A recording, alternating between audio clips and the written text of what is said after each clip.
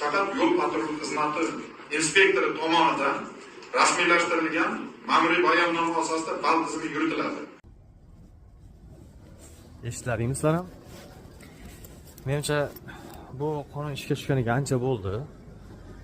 Endi buni ikkinchi tarafini ham ishlab chiqsa yaxshi bo'lardi-da. 12 ball emas, 12 pointmi, 12 bonusmi? Ishqilib haydovchilarning foydasiga ham biron nima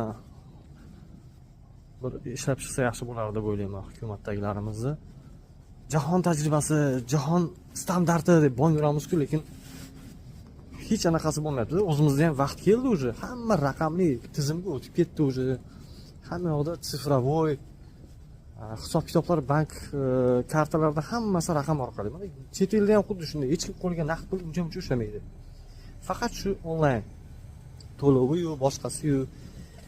Endi men aytmoqchi bo'lganim, bizda ham vaqt keldi-da.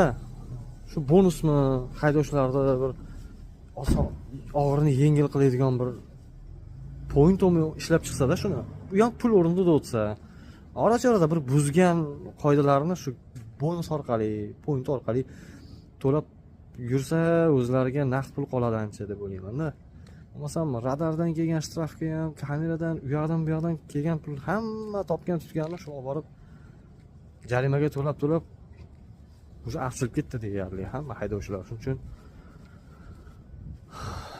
bonusmi yo point-mi o'ylab topsa yaxshi bo'lardi. To'g'risi haydovchilar ham qarayapti, bu oyga men 5 point yoki 10 point yo'q qo'yibman. Sal qisqa haydasam kelasi oyda bir 20-30 bo'lib qolar ekan deb xotirjam qoidani buzmasdan haydadi-da.